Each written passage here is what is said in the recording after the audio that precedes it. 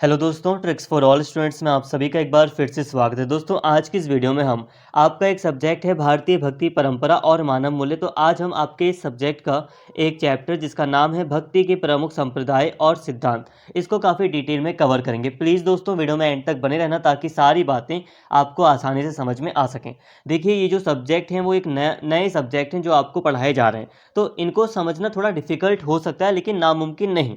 अगर आप वीडियो पूरा देख लेंगे तो आपको सारी बातें समझ में आ जाएंगी। बाकी डिफ़िकल्ट तो लगेगा ही, और यकीन मानो अगर आप वीडियोस देख लेते हो ना तो आपको अलग से कोई बुक खरीदने की ज़रूरत भी नहीं है। प्लीज़ दोस्तों वीडियो में एंड तक बने बने रहना, सारी बातें आपको क्लियर हो जाएंगी। चलिए बिना देरी किए अपनी वीडियो को शुरू करते हैं। ऐसा माना जाता है कि भक्ति परंपरा का प्रारंभ दक्षिण में हुआ और भक्ति का निरंतर प्रचार प्रसार होता गया और भक्ति उत्तर भारत में आई। भक्ति की इस विकास यात्रा में बहुत सारी रुकावटें आई, पर भक्ति के विभिन्न वैष्णव संप्रदायों के आचार्यों ने और विभिन्न सिद्धांतों की प्रतिष्ठा करने वाले आचार्यों ने भक्ति के विकास में अपना महत्वपूर्ण योगदान दिया।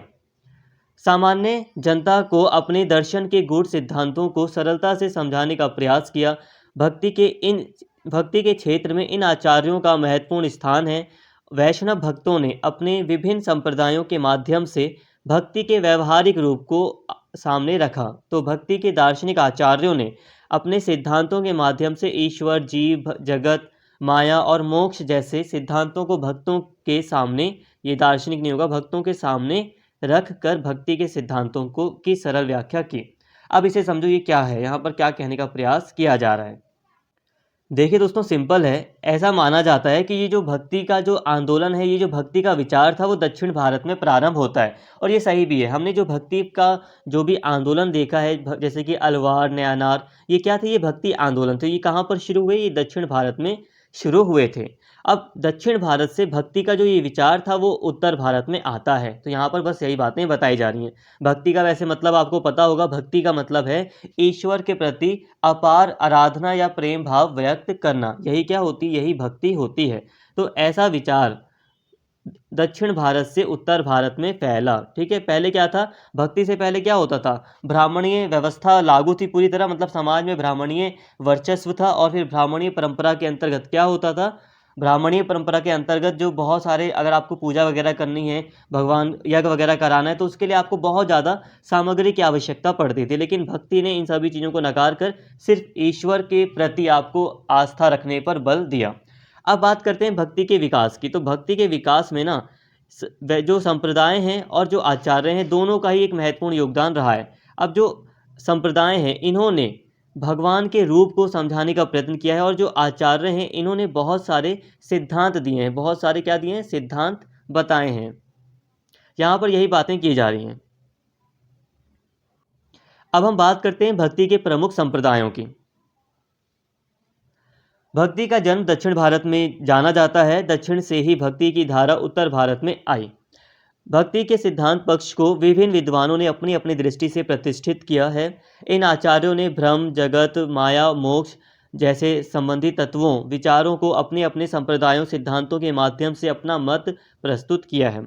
भक्ति के प्रमुख संप्रदाय और सिद्धांत पक्ष प्रस्तुत करने वाले आचार्यों का संक्षेप परिचय दिया जा रहा है। मतलब अभी हम नीचे पढ़ेंगे भक्ति के प्रमुख संप्रदायों के बारे में और आचार्यों के बारे में। यहाँ पर बस आपको ये बताया जा रहा है कि जो भक्ति का जो विचार है वो दक्षिण भारत से उत्तर भारत में फैला है, और बहुत सारे जो संप्रदाय रहे हैं भक्ति से संबंधित, उन्होंने भगवान के रूप को समझाने का प्रयत्न किया है। जैसे कि कृष्ण भगवान के रूप में वो भक्ति करना चाहिए हमें, या किसी दूसरे भगवान को पूरी तरह पूर्ण भगवान मानते हुए हमें उनकी भक्ति करनी चाहिए। तो संप्रदायों ने ये सारी बातें बताई हैं।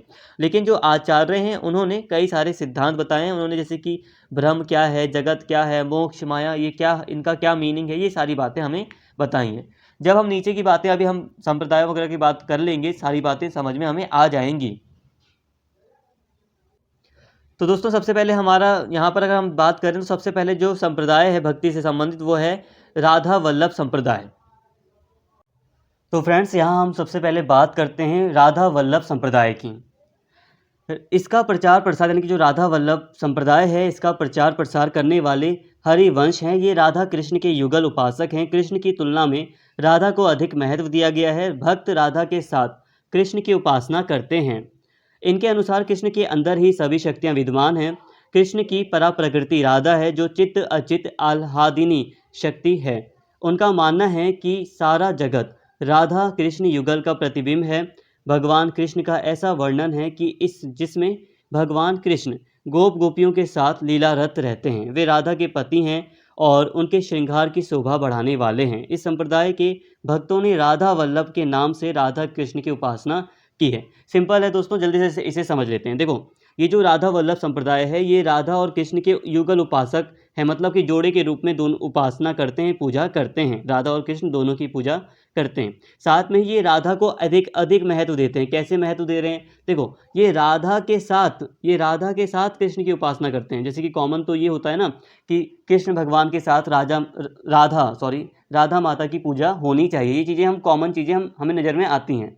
लेकिन ये यहाँ पर क्या कह रहे हैं कि ये राधा के साथ कृष्ण जी की उपासना करते हैं। तो राधा पर ये अधिक महत्व देते हैं, राधा को अधिक महत्व देते हैं और ये मानते हैं जो कृष्ण हैं वो उनमें सारी शक्तियाँ विद्यमान हैं। इसके अलावा ये राधा को आह्लादिनी कहते हैं, यानी कि आनंद प्रदान करने वाली शक्ति मानते हैं। इसके अलावा दोस्तों, ये जो संप्रदाय है वो मानता है जो भगवान श्री कृष्ण हैं वो गोप गोपियों के साथ लीलारत रहते हैं। इसके अलावा ये कृष्ण जी की पहचान राधा के पति के रूप में करते हैं और जो कृष्ण जी हैं वो राधा की शोभा बढ़ाने वाले हैं। तो ये सारी बातें ये लोग मानते हैं। तो यहाँ पे हमने राधा वल्लभ संप्रदाय को समझ लिया, राधा वल्लभ संप्रदाय की मान्यताओं को हमने यहाँ पर समझा। अब हम दूसरे संप्रदाय की बात करते हैं जिसका नाम है निर्बाक संप्रदाय। अब हम बात करते हैं निर्बाक संप्रदाय की। तो ये क्या है, इसको थोड़ा सा देख लेते हैं। मध्ययुगीन कृष्ण भक्ति के अंतर्गत निर्बाक संप्रदाय की भी चर्चा होती रही है। इस संप्रदाय के अंतर्गत राधा कृष्ण के वामांग में विराजमान रहती हैं और भक्त भगवान के इस रूप की उपासना करते हैं। इनका मानना है कि भगवान कृष्ण भक्तों पर कृपा करने के लिए ही अवतार लेते हैं। देखिए दोस्तों, अभी हम संप्रदायों की बात कर रहे हैं, तो यहाँ पे हम दूसरा संप्रदाय पढ़ रहे हैं, निर्बाक संप्रदाय। अब ये क्या है? देखो, ये भी कृष्ण भगवान की पूजा करता है, कृष्ण और राधा की ये भी पूजा करता है। ये संप्रदाय भी राधा कृष्ण की पूजा करता है। लेकिन कैसे? ये कृष्ण का जो बायां हिस्सा होता है, जो बायां शरीर का जो बायां हिस्सा है, उसमें ये राधा को मानते हैं।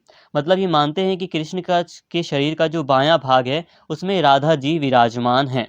तो इस रूप में ये कृष्ण जी की पूजा करते हैं। मतलब अगर कृष्ण जी की एक मूर्ति है तो ये कृष्ण जी के अंदर ही जो बायां हिस्सा है उनका, उसमें ये राधा को देखते हैं। ये मानते हैं कि कृष्ण भगवान का जो बायां हिस्सा है, वामांग जो अंग है, वो क्या है, उसमें राधा जी विद्यमान हैं। इस रूप में ये संप्रदाय राधा कृष्ण की पूजा करता है। तो यहाँ तक आपको समझ में आया होगा। अब हम बात करते हैं सखी संप्रदाय की। अब ये क्या है, इसको देखते हैं। इस संप्रदाय को चलाने वाले स्वामी हरिदास जी हैं। इन्होंने भगवान कृष्ण की लीलाओं का वर्णन किया है। इन भक्तों के अनुसार भगवान कृष्ण सबसे ऊपर हैं। इन भक्तों के भगवान कृष्ण अन्य अवतारों से एकदम भिन्न हैं। तो देखिए दोस्तों, ये जो संप्रदाय है सखी संप्रदाय, इसके जो स्वामी रहे, जिसने इसकी स्थापना की है, वो है हरिदास जी। ठीक है, हरिदास जी के द्वारा इस संप्रदाय की स्थापना की गई थी। इसके जो भक्त हैं वो कृष्ण भगवान को सबसे ऊपर मानते हैं। ये मानते हैं कि जितने भी भगवान हैं उसमें सबसे ऊपर या सबसे जो बड़े हैं वो कृष्ण भगवान ही हैं। ये भगवान कृष्ण अन्य अवतारों की ही तरह ना तो सृष्टि की रचना में संलग्न रहते हैं और ना ही ये दुष्टों का दमन कर सामान्य जन की रक्षा करते हैं। इन भक्तों का मानना है कि भगवान कृष्ण जो पर ब्रह्म सर्वोच्च ब्रह्म हैं, उनका लघु अंश सृष्टि की रचना और सृष्टि की रक्षा तथा संहारक का कार्य करता है। ये भगवान तो अपनी श्रृंगारिक लीलाओं में रत रहते हैं। नृत्य विहार करते हुए श्रृंगार लीलाएं करना इनका काम है और उन लीलाओं का दर्शन करना सखी का अभिष्ट यानी कि वांछित है। अब इसे समझो, ये क्या है। देखिए दोस्तों, जो सखी संप्रदाय है वो ये मानता है कि जो भगवान कृष्ण हैं वो सर्वोच्च हैं, मतलब वो सबसे बड़े हैं। जितने भी भगवान या पूरा जो आप ईश्वर कह लो, वो उसमें सब कुछ कौन है, वो कृष्ण जी हैं। वो सर्वोच्च ब्रह्म या कहते हैं ना, हम ब्रह्म हैं, हम जैसे ब्रह्मा वगैरह, तो वैसा यहाँ पर बोला गया है कि जो सर्वोच्च ब्रह्म है, मतलब सर्वोच्च जो भगवान है वो कौन है, वो कृष्ण जी हैं। यहाँ तक ठीक है। इसके अलावा यहाँ पे कुछ और बातें बताई जा रही हैं कि ये जो संप्रदाय है सखी संप्रदाय, ये मानता है कि जो नॉर्मली बहुत सारे जो भगवान हैं वो अवतार लेते हैं सृष्टि की रचना करने के लिए, सृष्टि को नष्ट करने के लिए। ऐसा कार्य बहुत सारे जो अवतार हैं भगवान के वो करते हैं। लेकिन जो श्री कृष्ण हैं वो ऐसा नहीं कर रहे। उनका जो थोड़ा सा जो उनका अंश है, वो बस थोड़ा सा जो उनका अंश है वो ही सृष्टि की रचना और सृष्टि की रक्षा और सृष्टि के संहारक का कार्य करता है। मतलब उनका पूरा दृष्टिकोण सृष्टि की रचना या सृष्टि की रक्षा या पूरी तरह वो सृष्टि को खत्म नहीं करना चाहते। ठीक है, उनका बहुत लघु अंश ही इस कार्य में लगा हुआ है। कोई नहीं, जितनी बात समझ में आ रही है उतनी ही बातें आप समझें। कुछ चीज़ें अगर आपको नहीं भी आ रही समझ में तो आप उसको स्किप कर सकते हैं। ये भगवान तो यहाँ पे बोला जा रहा है कि जो श्री कृष्ण है वो अपनी लीलाओं में रत रहते हैं, मतलब लीलाएं करते हैं कई सारी। श्रृंगार यानी कि सजना वगैरह, तो श्रृंगार लीलाएं करना मतलब बहुत सारी सुंदर सुंदर लीलाएं करना इनका काम है। और उन लीलाओं का दर्शन करना जो दर्शक है, दर्शक मतलब जो भक्त हैं, उनका काम है और उनका इसी में भला है कि वो इन लीलाओं का दर्शन करें। तो यहाँ पे हमने सखी संप्रदाय की बात कर ली। अब हम बात करते हैं गौड़ीय संप्रदाय। ठीक है, ये वाला संप्रदाय है गौड़ीय संप्रदाय। गौड़ीय संप्रदाय को चलाने वाले स्वामी चैतन्य महाप्रभु हैं। इनका चर्चित ग्रंथ चैतन्य चरितामृत है। इस ग्रंथ में इन्होंने राधा कृष्ण के स्वरूप तथा शक्तियों का बड़े विस्तार के साथ वर्णन किया है। श्री कृष्ण अनंत शक्तियों के स्वामी हैं। उनमें एक विशिष्ट शक्ति अल्हादिनी शक्ति है। राधा इसी शक्ति का रूप है। चैतन्य महाप्रभु ने श्री कृष्ण को ब्रजेंद्र कुमार कहा है। अब यहाँ देखिए, ये जो गौड़ीय संप्रदाय है, इसके जो प्रमुख व्यक्ति रहे हैं, जो प्रमुख स्वामी हैं, वो उनका नाम है चैतन्य महाप्रभु। अब इनकी एक किताब है जो कि काफ़ी प्रसिद्ध है इस संप्रदाय में, जिसका नाम है चैतन्य चरितामृत। इस ग्रंथ में इन्होंने, ये जो स्वामी हैं इन्होंने, या ये जो संप्रदाय हैं, इन्होंने राधा कृष्ण के स्वरूप और शक्तियों का विस्तार से वर्णन किया है। ठीक है, राधा कृष्ण का स्वरूप कैसा है, शक्तियाँ इनके पास कैसी हैं, इसका वर्णन विस्तार से किया है। और जैसे कि अल्हादिनी, जो स्टार्टिंग में बताया था ना, आनंद देने वाली शक्ति के रूप में भी इन्होंने राधा कृष्ण को देखा है। तो यहाँ तक ठीक है, ये समझ में आया होगा। इसके अलावा जो गौड़ीय संप्रदाय के जो प्रमुख व्यक्ति हैं चैतन्य, इन्होंने श्री कृष्ण को ब्रजेंद्र बाहु कहकर बुलाया है या कहा है। इसके बाद आता है वल्लभ संप्रदाय। वल्लभ संप्रदाय को चलाने वाले स्वामी वल्लभाचार्य हैं। वल्लभाचार्य ने ब्रज में कृष्ण भक्ति की प्रतिष्ठा की थी। वल्लभाचार्य के वल्लभ संप्रदाय के अंतर्गत भगवान की सेवा विधि का बड़ा महत्व है। इस भक्ति के अंतर्गत अष्टयाम की सेवा पर बल दिया जाता है। इस सेवा विधि के अंतर्गत मंगलाचरण, श्रृंगार, ग्वाल, राजयोग, उत्थापन, भोग, संध्या, आरती, शयन आदि विधियों को इस संप्रदाय में बड़े उत्सव के साथ किया जाता है। वल्लभ के अनुसार श्री कृष्ण पूर्ण ब्रह्म हैं, यानी कि पर ब्रह्म हैं। वे सच्चिदानंद हैं, वे सर्वशक्तिमान हैं, सर्वज्ञ हैं, आनंद प्रादिनी शक्तियों के केंद्र हैं। नित्य लीला ही उनका प्रयोजन है।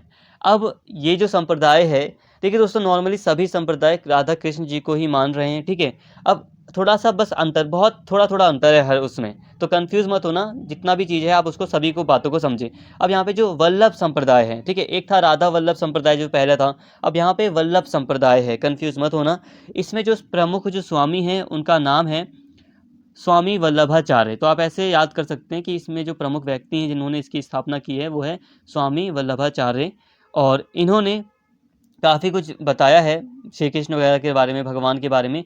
हालांकि ये जो वल्लभ संप्रदाय है, इसमें जो सबसे महत्वपूर्ण बात है आपको याद रखनी है वो ये है कि इसमें भगवान की सेवा को ही सबसे ज़्यादा महत्व दिया जाता है। जो भगवान है उनकी जो सेवा है, इसी को सबसे बड़ा महत्व दिया जाता है। ठीक है, यहाँ पर अष्टायाम की सेवा की बात की गई है, मतलब 8 तरह की सेवा भगवान की जानी चाहिए। ये सारी बातें यहाँ पर की गई, यहाँ पे लिखा है 8 तरह की सेवा यहाँ पर वर्णित है। तो इतना डिटेल में जरूरी नहीं कि आप जाओ, बस आप ये याद रखो कि अष्टयाम की सेवा पर बल दिया जाता है इस संप्रदाय में। और ये जो वल्लभ संप्रदाय है, ये कृष्ण जी को पूर्ण ब्रह्म मानता है, जैसे कि सब कुछ मानता है। मतलब भगवान में जो श्री कृष्ण है वो सब कुछ है, उनसे बड़ा कोई नहीं, उनसे ऊपर कोई नहीं, वो पूरी तरह पूर्ण है। ठीक है, वो अधूरे नहीं है, वो पूर्ण है, उन्हें पूर्ण मानता है। ये जो संप्रदाय ये जो संप्रदाय है वो ये सर्वशक्तिमान मानता है। किसको? श्री कृष्ण जी को। वही सर्वज्ञ हैं, हर जगह हैं, और वो ये अपनी लीलाओं में मग्न रहते हैं या नित्य लीला करते हैं। ये सारी चीज़ें ये वल्लभ संप्रदाय बताता है। आई होप यहाँ तक आपको समझ में आया होगा। और सबसे बड़ी जो बात है अब ये है कि इन संप्रदायों ने भगवान के स्वरूप को स्पष्ट करने का काम किया है। देखिए दोस्तों, यहाँ पर हम पढ़ रहे थे संप्रदाय, ठीक है। हमें यहाँ पर बहुत सारी बातें पढ़नी थी, जिसमें हमने यहाँ पर संप्रदायों को पढ़ा। संप्रदाय का मतलब ही यही है कि जो संप्रदाय हैं वो हमें भगवान के बारे में बता रहे हैं कि आखिर भगवान का स्वरूप कैसा है, भगवान क्या है, भगवान में कितनी शक्ति है, उनका क्या रूप है। संप्रदायों ने हमें बस ये सारी जानकारी दी है। इसके अलावा जब हम बात करेंगे आचार्यों की, जब हम आचार्यों की बात करेंगे तो आचार्य हमें बताएंगे कि आखिर क्या क्या सिद्धांत, भक्ति से संबंधित क्या क्या सिद्धांत हैं। तो आचार्यों को हम कब देखेंगे? जब हम भक्ति के सिद्धांतों की बात करेंगे, और नेक्स्ट लेक्चर में हम उन्हीं को देखेंगे। तो नेक्स्ट लेक्चर में हम बात करेंगे आचार्यों ने, बहुत सारे आचार्य रहे हैं जिन्होंने बहुत सारे भक्ति के सिद्धांतों के बारे में हमें जानकारी दी है। तो हम इसको काफ़ी डिटेल में कवर करेंगे। प्लीज़ जो नेक्स्ट लेक्चर आने वाला है उसको भी आप ज़रूर, बस यही कहूँगा दोस्तों, जो नेक्स्ट लेक्चर है ना उसे आप देख लेना, सारी जो भी चीज़ें हैं वो कंप्लीट हो जाएंगी। और यहाँ तक हमने आधा चैप्टर पूरी तरह कवर कर लिया, ठीक है। आपका जो चैप्टर था उसका नाम था संप्रदाय और सिद्धांत। तो संप्रदायों को हमने आज की इस वीडियो में पूरी तरह कवर कर लिया है। जितनी बातें समझ में आ रही हैं उनको आप एक दो बार और समझिए ताकि वो आपके माइंड में बैठ जाएं। और नेक्स्ट जो लेक्चर है उसमें हम सिद्धांत भी कवर कर लेंगे। तो इस तरह आपका ये चैप्टर पूरी तरह कंप्लीट हो जाएगा। देखिए, डिफ़िकल्ट चीज़ें हैं, बट आपको बस करना यही है कि एक बार दो बार आप वीडियो देखिए, समझिए सारी बातें, छोटे छोटे नोट्स तैयार कर लो अपने थोड़े थोड़े, और थोड़ा सा माइंड में इनको याद रखो। ज़रूर नहीं कि आप स्पेसिफिक कोई बुक खरीदो और बुक में बिल्कुल घुस जाओ। डिफ़िकल्ट चीज़ें हैं, वैसे भी अगर बुक भी खरीद लोगे तो आपको जल्दी समझ नहीं आएगी। यही कहूँगा, जहाँ से आपको जितना सोर्स मिल रहा है आप उसको एक बार नहीं 2-3 बार आप उसको रिवाइज़ कीजिए। जितना आप रिवाइज़ करोगे उतनी चीज़ें आपकी क्लियर हो जाएँगी। थोड़ी प्रॉब्लम होती है, आप न्यू स्टूडेंट हो, नया बैच है आपका, थोड़ी प्रॉब्लम होती है। पर दोस्तों यहाँ तक आई थिंक आपको समझ में आ गया होगा। उम्मीद करता हूँ वीडियो आपको समझ में आई होगी। अगर आपको वीडियो अच्छी लगी हो तो प्लीज़ चैनल को सब्सक्राइब कर लें और कमेंट करके अपना फीडबैक ज़रूर दें। Thank you.